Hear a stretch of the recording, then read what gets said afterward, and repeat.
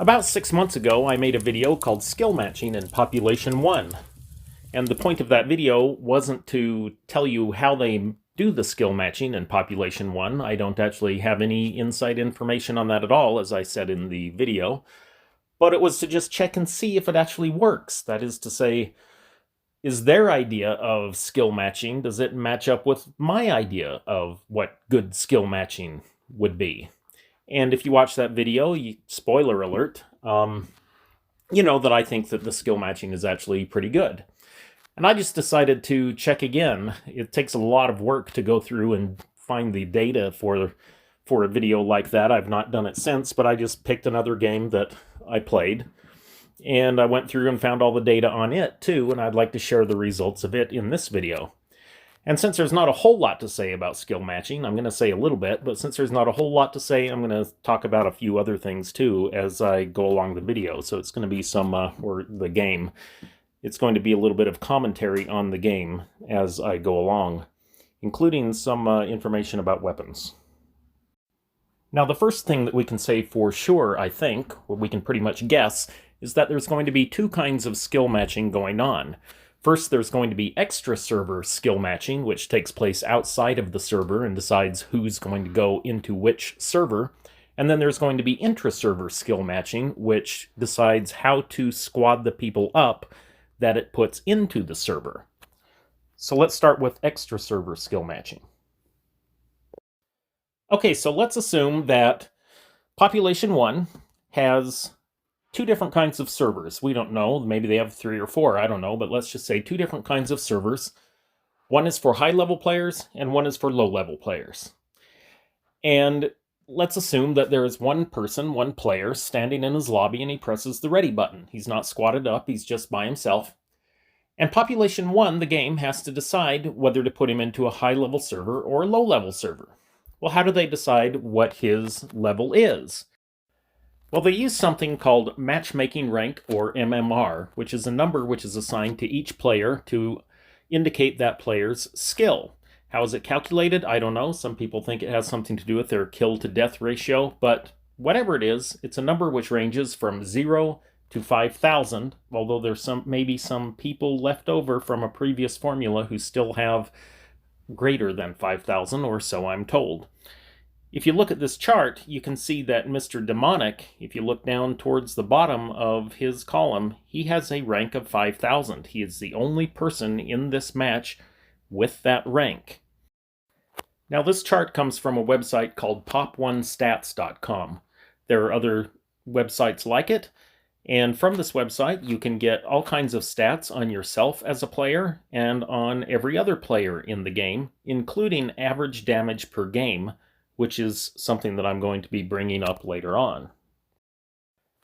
Now imagine that you've got 3 people in your squad instead of just 1, and you press the ready button. How does it decide whether to put you into the low-level server or the high-level server? Well, somebody once told me, and I hope it's not true, and I had no reason to give the guy any credibility whatsoever, but he said that it goes by the person who has the highest skill, the highest MMR. Whichever person that is, that determines whether you're in a high-level server, a low-level server, a medium server, whatever. It seems to me that would fail very quickly. It seems to me that you would recognize that it's failing very quickly, and you would probably change it. It may have been true back when he told me. I kind of doubt it's that now, and I see no evidence that it is. It seems more to me that it's going by the average MMR for the players in the squad. So there's that. It's just me taking a guess. Now, this is me looking at the player list before the game started. It's how I knew who was in the game and who they were squatted up with. I went to pop1stats.com to look up the MMR for each one of them individually, and I also looked up their average damage per game for each player for the season. The season is, I don't know when it began, but it's just based on the recent scores of the people playing, so that for some people, if they're long-term players, it's not including the average all the way back to when they were brand new and they sucked. It's basically a good measure of what kind of a player the player is now. Okay, now let's look at the squads to see which squad is the best by average MMR. If you look underneath the table, you'll see all player average. In the first column is the average of all of the players for MMR. That's 3679. And if you look at the average MMR for the best squad in the game, which is Squad E, you see 4281. That's off by just 602 MMR, which is about 1/6 of the average, so it's only about 16% high. That's kind of why I think that this is good skill matching. When you're only off from the average by 16% at an extreme, you're doing pretty good. Right next to all player average, you also see another number, 1258. That is the average total damage per game for each of the squads, 1258. And if you look at Squad E, which is also the best based on average damage per game, it's 1581, which again is only about, 323, it looks like. So that's only like a quarter off. If you look at the worst squad by average MMR, that is Squad D. And the reason why is because they have a teammate with 0 average damage per game because that teammate doesn't exist, right? They're a squad of 2. So that's what makes them the worst by average MMR, but their average MMR is still 3183, which is only about 500 less than the average, or the all-player average MMR, so it's still pretty close. And another thing to notice is the best player in the game by MMR is Mr. Demonic in Squad D, who has the highest MMR possible, 5,000. Now, if they hadn't capped it at 5,000, who knows how high his MMR would have been. It might have been 6,000, who knows. But he's the best player in the game. Now, a lot of people have got the idea that the best squad in the game is always Squad A, and then the second best is Squad B, and the third best is Squad C, and on down. And I can't think of any good reason for anyone to believe this. Somebody just said it once, and people want to believe it so bad, I guess, that the idea just sort of spread, and it really spread a lot. You get people going into games saying, oh, we're the A-team, or that's the A-team over there, like it matters. And somebody sent a trouble ticket. They posted on Reddit about it, that they sent a trouble ticket to the developers, and the developers said, no, it's completely random. But you really don't need the developers to tell you that it's random. All you have to do is look for yourself at the way the teams shift around when new players are added to the pregame. You just keep the menu open and look at it. Now that's what I did here. I took this recording early on when that rumor started getting started, just to see what was going on. And as you see, the game adds a couple new people, and the squads shift in their letter assignments. And my squad, which started out as Squad D, suddenly becomes Squad A, whereas the squad which was Squad A becomes Squad D, without any of our members changing. Squads B and C stayed the same, and none of the members of their squads changed at all. So, as you can tell, it has nothing to do with the relative skill of the squads, because my squad didn't just suddenly become much better than those other 3 squads all in the blink of an eye just because some people were added. You want to? Now let's finally get to the match that I'm actually going to do commentary on. And let's just remember, as this hot drop is taking place, that Mr. Demonic has a MMR of 5,000, which is as high as it can be, and his teammate, Jamie J, has a MMR of 4549, which is also super high. How about all 3 of us? I'm gonna go on this side. I just got a knife kill. Mr. Demonic just went down.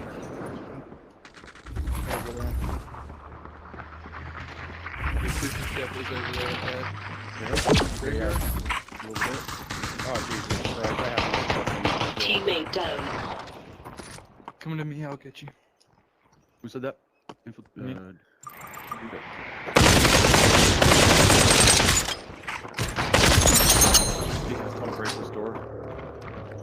Thank you.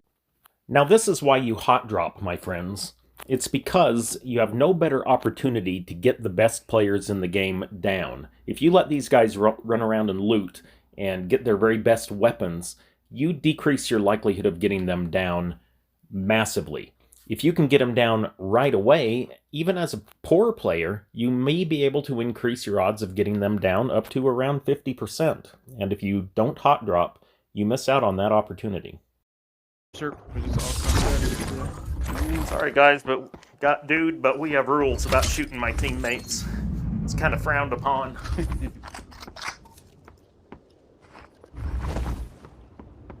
Right in there. Right click.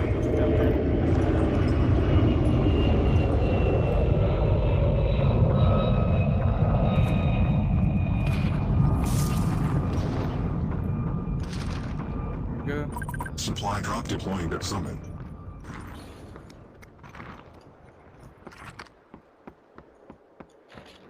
They're down here.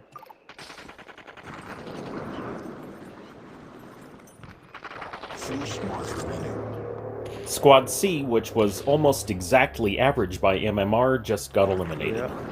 Right there. Okay. Going. They just Going grabbed out. their teammate.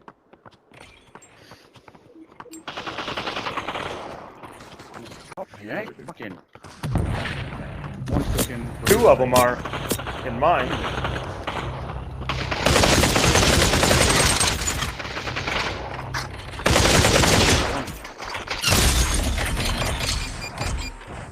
Right there.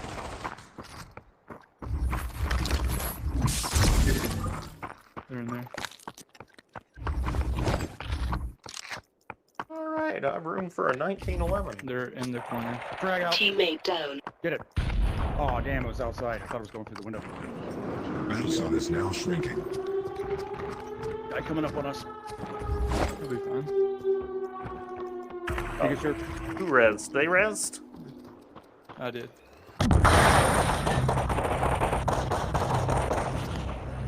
Teammate down. That wasn't the squad wipe.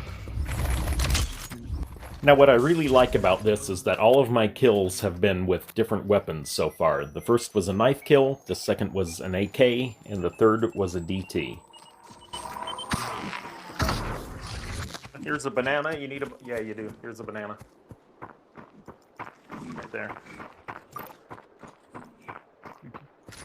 Let's see. I'm abandoning a CX-4. There is soda right Oh, here. I'll take that. Thank you. Nice one. Okay. Yeah, this person ran far away because they haven't revived yet. There's a backpack right here, but you probably don't need it because of all the people that were killed. Here's a 3-star ump up here. I'll take the young. I think they are revived. Alright, I will throw it down to you. Yeah. Right here. Oh, thank you. Where's the banana? Cool. Appreciate that. It's not just a banana, it's a cool They're banana. right there. They're in the hay bale. Right. Well, there's two more. Yeah. You check those shield sodas? If you don't have any, go ahead. Somebody needs them. Yeah, I don't have any shield. Oh yeah, you definitely need them then. Oh, there we go. There's one in that barn, I'm pretty sure. Yeah, on top. 117.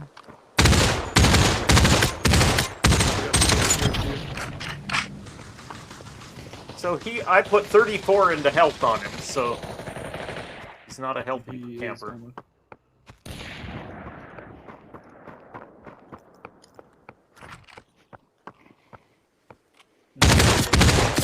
Now I just put 42 into shields on him, so he's shielded up.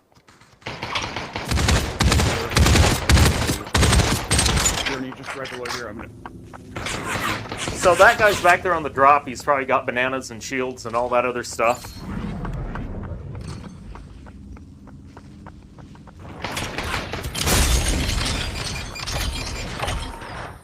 Ooh, I moved just in time. Oh no! I thought that guy was in the barn.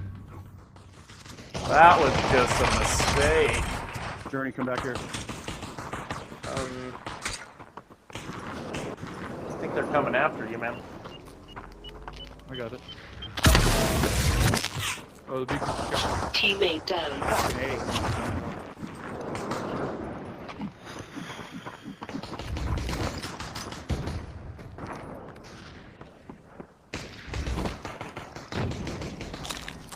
Oh, AW. Whoa, third party. Yeah, I got hit from planes, way out in The what? planes with a AWP. I'll bet it People was. taking pot shots. So that was a player from Squad B. It is the first we've seen in the status messages Way out from in Squad planes. B. It's more than 6 minutes into Probably the on game. the, What have they been doing out there? Just looting? I don't know. Shit, got nothing up here. So with them shooting at us, Hay bales and right we here. have the other guys on the other side. Hay bales have been hit too. They are on the. Yeah, they're in the hay bales. Phaser, you gotta shoot them.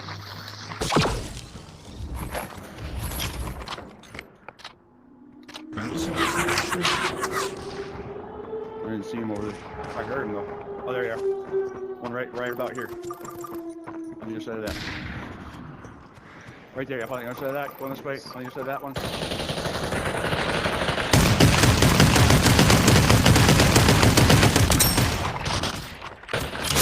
There's another one behind the freaking building. Dang it. My kills so far have been knife, AK, DT, and M60. All different. Just see if you can. Let's just all try to get back to Frontier and let these other guys fight it. Now, when I say something like that, I mean it. Unless somebody says something to object and say, no, let's stay, or something like that. I am gone. I do exactly what I say I'm going to do.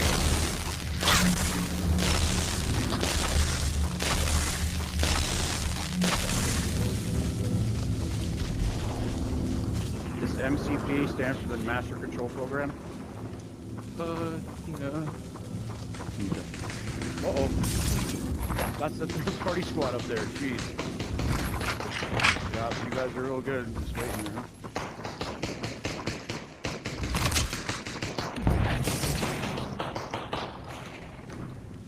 Yep, I am dead.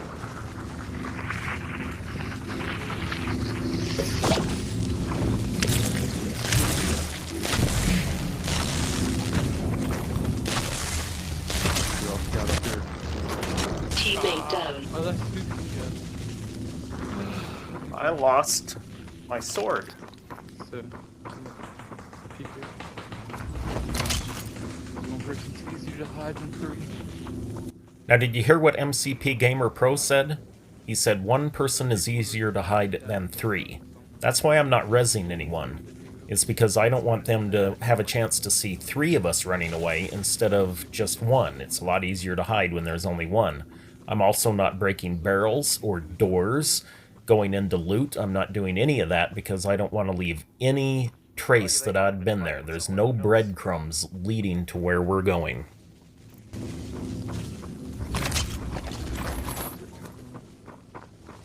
Alright, so I'm gonna... Did the storm stop?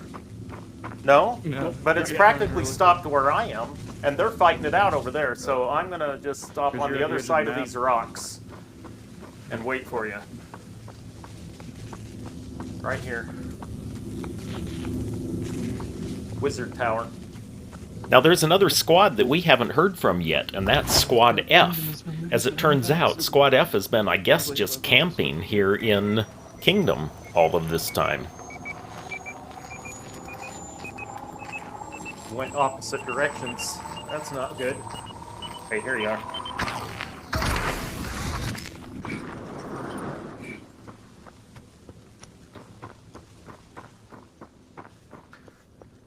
I made the most awesome escape right there yesterday. That was really good. That was really good. I don't mean today. I mean, Oh, there's some guy. Oh, there's somebody here with an AWP right on top. does he know we're here? Let's I don't know. Here's a shields right there. Let's see, 2 shield shakers. I got and this then one. 2 on grenades and bombs. Go try to get this guy. think I can hear where he's at. So I'm gonna plant that right on him. Battle zone shrinking. 60 Cooking? seconds. No. No, he's not cooking, but he is still shooting. So. My buddy Sushi Chef's squad is about to go down, Squad B. That's 9 minutes and 22 seconds of heavy fighting since the last squad was eliminated. Teammate down. One behind me. Right down.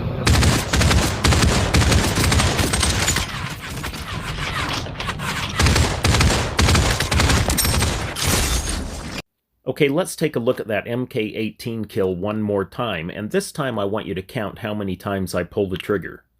At the end of this video, I'm going to go over the recoil pattern for the MK18 to explain why it takes so many pulls of the trigger. Right down.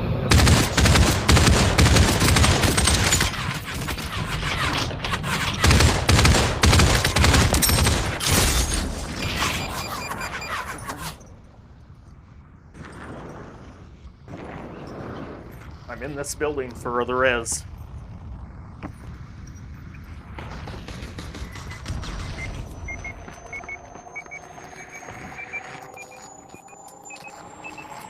Yeah, I don't know if there's anyone by me or not, but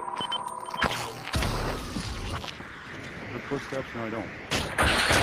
Teammate down. Two squads remaining.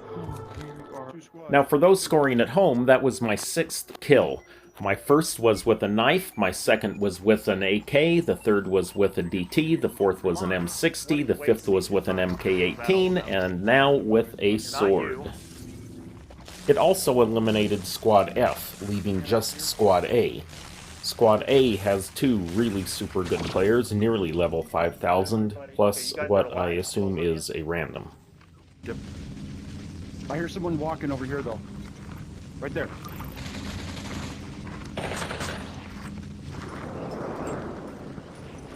There. Oh, shit, someone on top of there, too.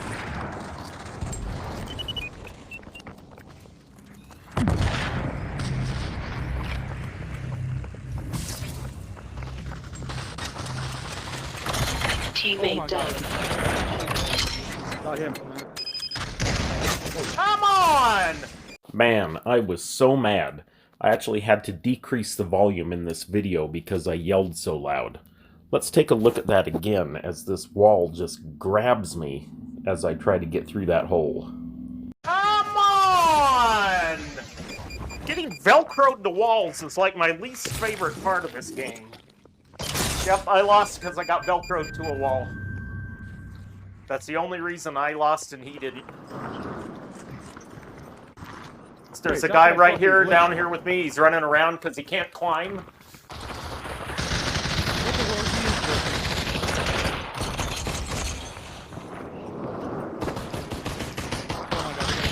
All right, Phaser, can you get me up right where you are? Or inside castle, wherever. Just don't get shot. You getting?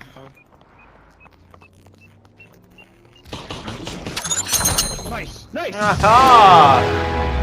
Okay, remember the MK18 and that it took me 10 or 11 shots to get that guy down in Kingdom. So let's take a look now at why that happened, why it took so many pulls of the trigger. This is what I'm doing. I've got a 1-star and a 4-star MK18. I'm going to aim right at this line that's in between these plates of metal or whatever they are. As best as my eyes can put it there. And then the 4-star right next to it. Okay, then I'm going to do it 4 times with the 1-star. That's waiting for all the recoil to go away and it to settle down before I pull the trigger. And then the same with the 4-star.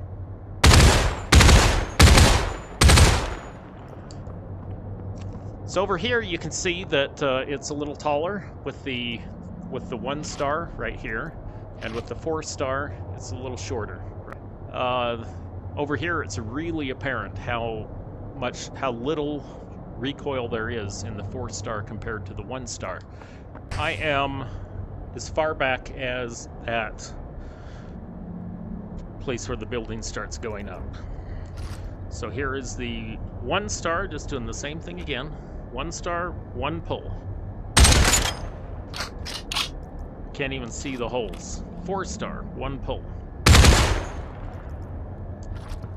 Over here, 1 star, 4 pulls. Letting it settle between pulls. 4 star, 4 pulls. Alright, now let's go take a look. Okay, as you can see, the 1 star is quite a bit bigger than the 4 star. You might, it's like the distance between the bottom 2 dots on the 4 star, or on the 1 star rather, is about the same as all 3 dots on the 4 star. And if you think about it in terms of how big a person is, that makes a pretty big difference, right? So let's look at the groupings. The groupings really show this off. You got this great big huge grouping here. This would have been something like when I was shooting at the guy from the castle, which is probably quite a bit closer, but still, right? A lot of misses. If I had had a 4 star, I wouldn't have missed nearly so much.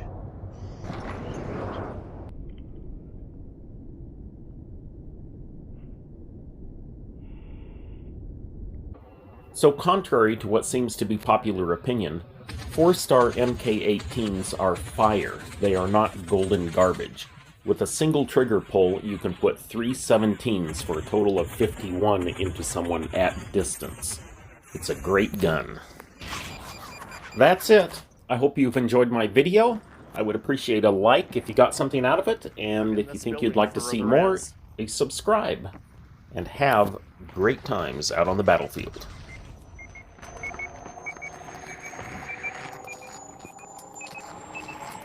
I don't know if there's anyone by me or not, but the footsteps, no, I don't. Teammate down. 2 squads remaining. According to my YouTube analytics, only a fraction of the people actively watching my channel and returning to see new content are subscribers. Am I doing something wrong? YouTube creates benchmarks for content creators to achieve, which come with new privileges for the creator. The next benchmark for me to reach is 500 subscribers, which, once achieved, will allow me to ask questions through polls, post updates, or even post still images, and I would really like to achieve this benchmark. So if you like my material, and would enjoy seeing more of it in the future, please subscribe to my channel and help me to achieve this next important YouTube benchmark. And, as always, thank you for watching.